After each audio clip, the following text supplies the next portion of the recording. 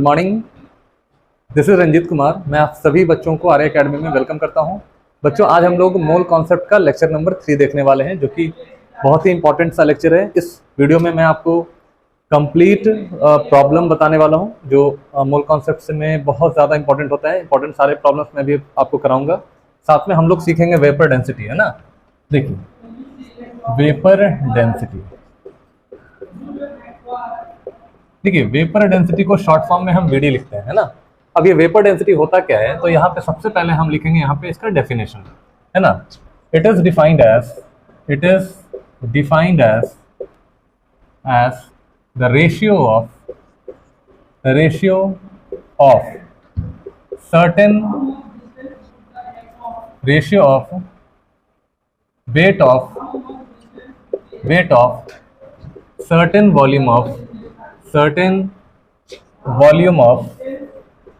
certain volume of gas to the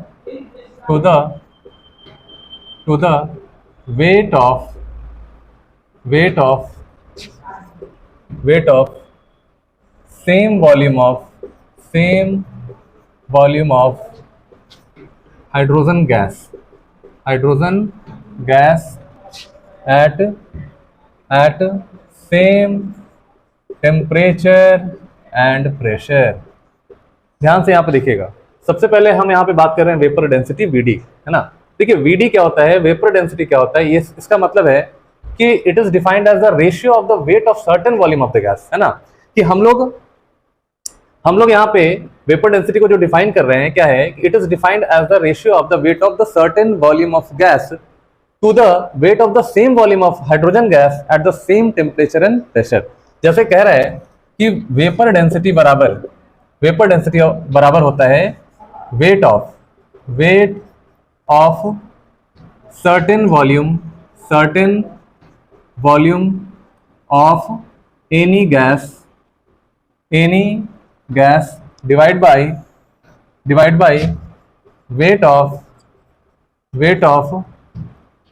hydrogen, ठीक है, weight of hydrogen gas at same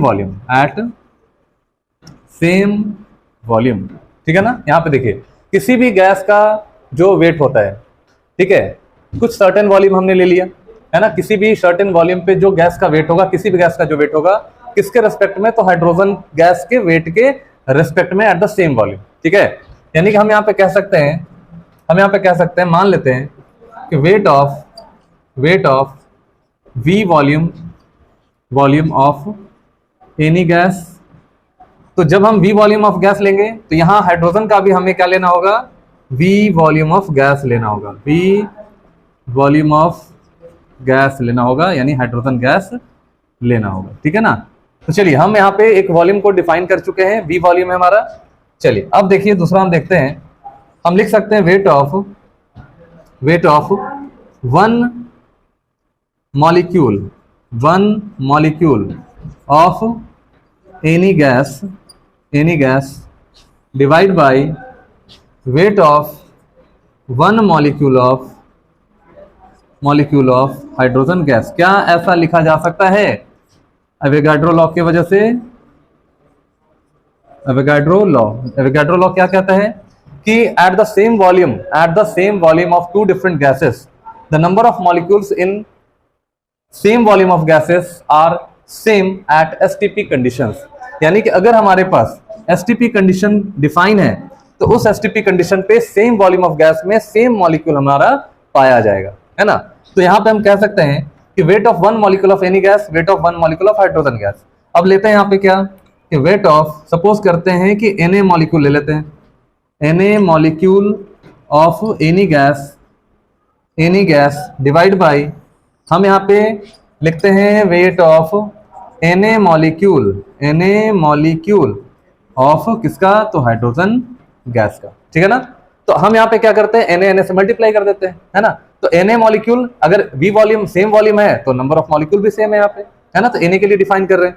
अब देखिए, किसी भी मॉलिक्यूल के लिए, किसी भी गैसेस मॉलिक्यूल का अगर n नंबर ऑफ मॉलिक्यूल है, इसका मतलब है कि वो वह वेट उसका मॉलिक्यूलर वेट या उसका मोलर वेट होता है या मॉलिक्यूलर मास होता है। यानी कि हम यहाँ लिख सकते हैं molar mass of any gas जिसको हम कैपिटल M से दिखाएंगे, डिवाइड कर देंगे। यहाँ देखिए, अब यहाँ weight of any molecule of hydrogen gas का मतलब क्या हुआ, this is the molar mass of hydrogen gas, है ना। अब देखिए molar mass of any gas को हम लिखते हैं यहाँ पे M divide by molar mass of hydrogen gas को हम लिखते हैं यहाँ पे 2 ग्राम। ठीक है, यहाँ पे 2 से डिवाइड कर देते हैं। इसका मतलब है कि वेपर डेंसिटी का जो फॉर्मूला हो गया हमारा दैट इज M/2 ग्राम, है ना। या हम कह सकते हैं देयरफॉर मोलर मास बराबर 2 इंटू वेपर डेंसिटी। ये आपका एक फॉर्मूला निकल कर आ गया। वेपर डेंसिटी बराबर M/2 ग्राम, है ना। चलिए एक बार हम इसको समझते हैं वेपर डेंसिटी क्या होता है ना। वेपर डेंसिटी क्या होता है, it is defined as the ratio of the weight of the certain volume of gas to the weight of the same volume of hydrogen gas at same temperature and pressure. यानी कि हमारा condition STP के ऊपर बात किया जा रहा है। अब वेपर डेंसिटी बराबर क्या हो गया, weight of certain volume of the gas divide by weight of the hydrogen gas at the same volume, ठीक है, at same temperature and pressure. फिर कह रहा है वेट ऑफ वी वॉल्यूम, हमने यहाँ पे एक वॉल्यूम डिफाइन कर लिया वी वॉल्यूम, तो weight of V volume of any gas divide by weight of V volume of hydrogen gas, है ना। दोनों का रेशियो हमने ले लिया। अब यहाँ पे हमने देखा एवोगाड्रो लॉ से कि सेम वॉल्यूम में सेम नंबर ऑफ मॉलिक्यूल पाया जाता है, तो हम मानते हैं कि वी वॉल्यूम है यहाँ पे वी वॉल्यूम है, तो 1 मॉलिक्यूल के लिए भी सेम फॉर्मूला अप्लाई होगा, यानी कि सेम मॉलिक्यूल्स होंगे। तो 1 molecules of any gas divide by weight of 1 molecule of hydrogen gas.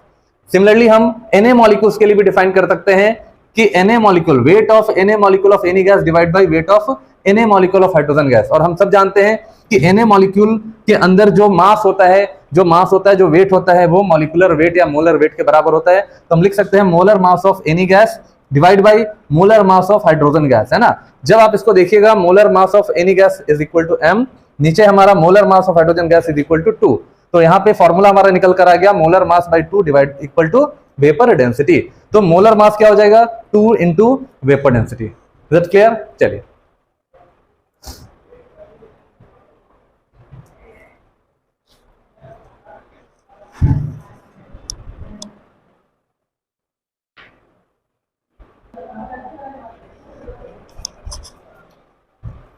तो आइए बच्चों हम लोग कुछ क्वेश्चंस को देखते हैं मोल कॉन्सेप्ट में। बहुत इंपॉर्टेंट क्वेश्चंस है और ये आपके एग्जाम में कहीं ना कहीं देखने को मिल जाता है। तो आइए हम लोग स्टार्ट करते हैं। सबसे पहला हमारा है कि find number of moles in 10 gram of CO3। तो देखिए बेटा यहाँ पे कैल्शियम कार्बोनेट है ना। सबसे पहले आप इसका मोलर मास निकालिए। कैल्शियम का होता है आपका 40, कार्बन का होता है 12, ऑक्सीजन का 16 होता है और 3 100। इसको सॉल्व करिएगा 1/10 आएगा, डेट इज 0.1 मोल आंसर हो जाएगा। Is it clear? बहुत आसान था, आप बना सकते हैं इसको। दूसरा देखिए, कह रहे हैं कि इन 49 ग्राम ऑफ H2SO4, यानी कि सल्फ्यूरिक एसिड का हम 49 ग्राम ले रहे हैं और उसमें आपको फाइंड करना है कि number of moles of H2SO4 कितने होंगे, है ना। तो देखिए सबसे पहले हमारा नंबर ऑफ मोल्स निकालने का formula weight by molecular weight. तो हमारा बेटा वेट दिया हुआ है 49, तो देखिए 49 ग्राम हो गया। अच्छा, मॉलिक्यूलर मास H2SO4 के लिए आप निकाल लीजिए। यहाँ पे हो गया 2 ग्राम प्लस सल्फर का 32 ग्राम और ऑक्सीजन का यहाँ पे देखो 64 हो गया। सॉल्व करेंगे तो 49/98 आ जाएगा, यानी कि 1/2 दैट इज 0.5 मोल। ठीक है, ये हमारा हो गया नंबर ऑफ मोल। H2SO4 का कितना मोल हो गया, तो 0.5 मोल। अब देखिए कह रहा है कि number of molecule of H2SO4, कितने मॉलिक्यूल होंगे, है ना। तो देखिए एक मोल में, समझिएगा ध्यान से, 1 मोल में, है ना, आपके Na मॉलिक्यूल्स होंगे, ठीक है ना। तो आपके पास दिया है 0.5 मोल, तो 0.5 इंटू Na कर देना, ये हमारा मॉलिक्यूल हो जाएगा, ठीक है ना। तो 0.5 इंटू Na मॉलिक्यूल हो गया। तीसरा कह रहा है कि नंबर ऑफ एटम्स कितने हैं। तो देखिए यहाँ पे H2SO4 में कितने एटम्स हो गए, हाइड्रोजन के 2 एटम, सल्फर का 1 एटम, ऑक्सीजन का 4 एटम। तो टोटल आप देखिए यहाँ पे 7 एटम हो गया, है ना, 4, 5 और 2 7। तो बस यहाँ पे 7 से आपको क्या करना है, मल्टीप्लाई कर देना है, तो टोटल हमारा एटम्स हो जाएगा। यानी एक मॉलिक्यूल में बेटा ध्यान दीजिएगा, एक मॉलिक्यूल में 7 एटम है, तो टोटल इतने मॉलिक्यूल्स में 7 से मल्टीप्लाई कर दो, आ जाएगा आंसर आपका। नंबर ऑफ इलेक्ट्रॉन चेक करो, है ना। हाइड्रोजन में कितने इलेक्ट्रॉन्स है, हाइड्रोजन में 2 इलेक्ट्रॉन्स होते हैं, एक हाइड्रोजन में 1 इलेक्ट्रॉन, 2 हाइड्रोजन में 2 इलेक्ट्रॉन हो गया। सल्फर यहाँ पे, सल्फर का एटॉमिक नंबर होता है 16, तो 16 यहाँ पे, 2 यहाँ पे, 16 2 18। चलिए इसमें चेक करिए, ऑक्सीजन का एटॉमिक नंबर होता है 8, है ना, और 4 है, 8 4 32। तो यहाँ पे देखिए 2 प्लस सल्फर का यहाँ पे 16 और यहाँ पे हो गया 32, यानी 6 to 8, है ना, 8 और 2 10, है ना, 31516, यानी 60 इलेक्ट्रॉन्स यहाँ पे हो चुका है ना। तो ये ध्यान में रखिएगा। तो हाइड्रोजन में 2 इलेक्ट्रॉन, सल्फर का 16, है ना, तो 16 और 2 18, 18 और 32, है ना, सॉरी यहाँ पे, हाँ ठीक है, 8 4 32, ठीक है।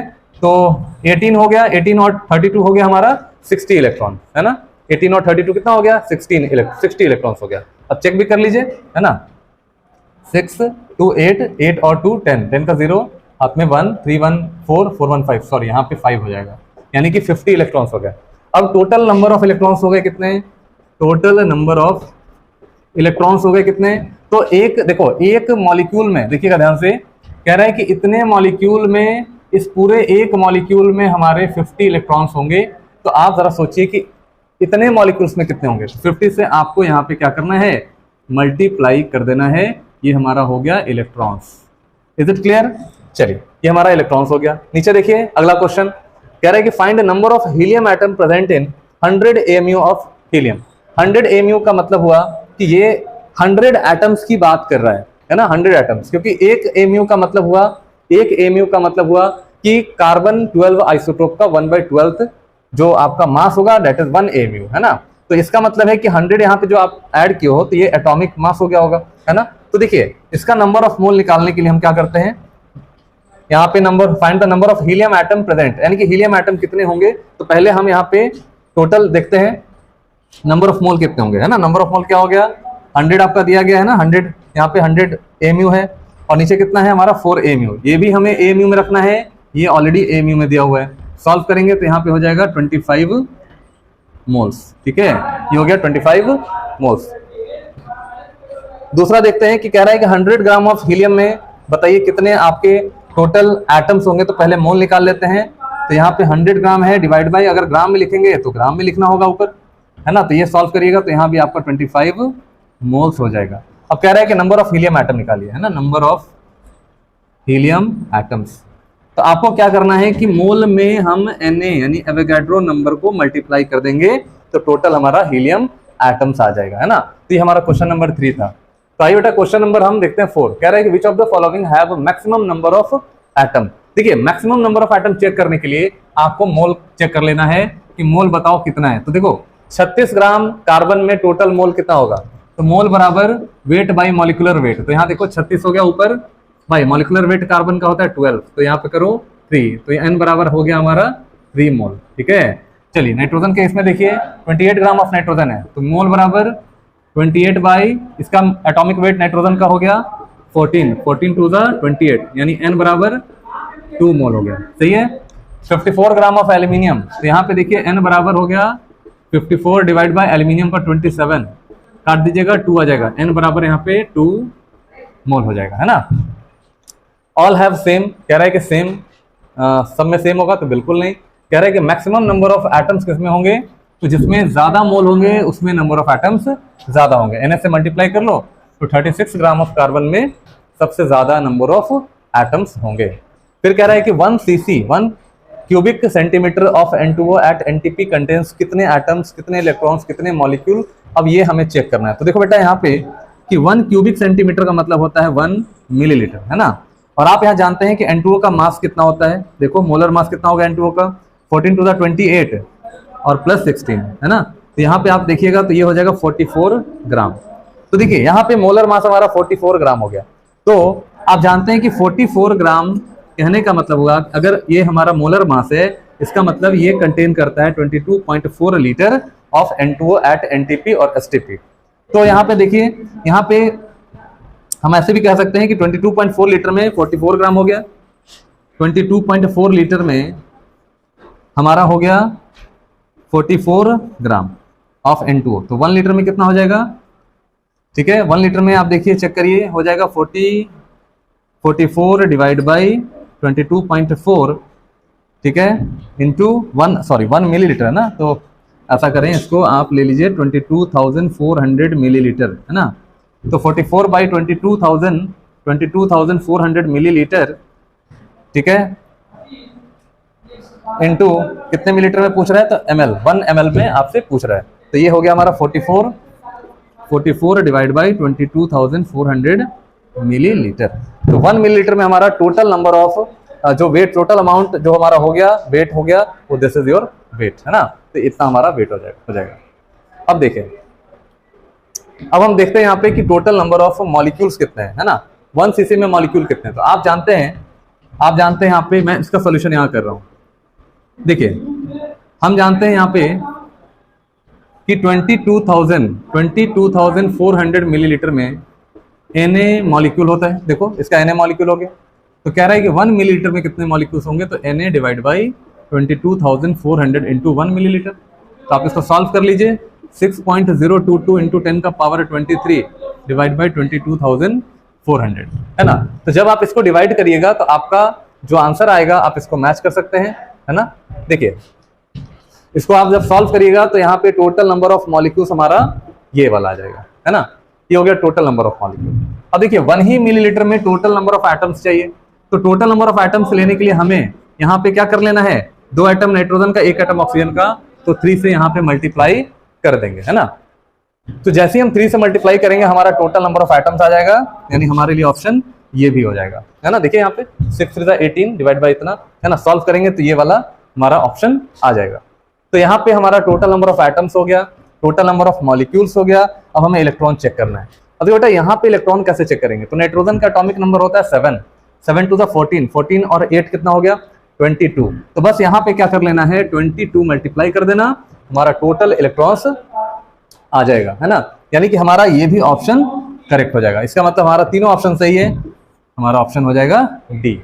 तो कोई एक ऑप्शन ही टिक करना था, यानी ये नहीं करना है, आपको यहाँ पे डी कर देना है। ये बहुत ज्यादा इंपॉर्टेंट है। इस तरह के क्वेश्चंस आपसे पूछे जाते हैं कि 1 सीसी ऑफ N2O। तो ध्यान रखिएगा, 1 सीसी का मतलब होता है 1 मिलीलीटर वॉल्यूम, ठीक है। तो 22,400 मिलीलीटर में आपका जो नंबर ऑफ मोल होते हैं 1 होते हैं। तो इस तरह से आप इस तरह का क्वेश्चन आप यहाँ पे कर सकते हैं। Thank you, wish all the best. Thanks for watching. I hope आप सभी बच्चों को ये वीडियो बहुत पसंद आया होगा, और मैं आप सभी को ये कहना चाहूँगा कि हमारे रेगुलर वीडियोस के लिए आप इस चैनल को सब्सक्राइब कर लें और नोटिफिकेशन का बेल दबा दें, जिससे कि हमारे आने वाली वीडियोस का नोटिफिकेशन आपको जल्द से जल्द मिल जाए। Thank you, wish you all the best. जय हिंद।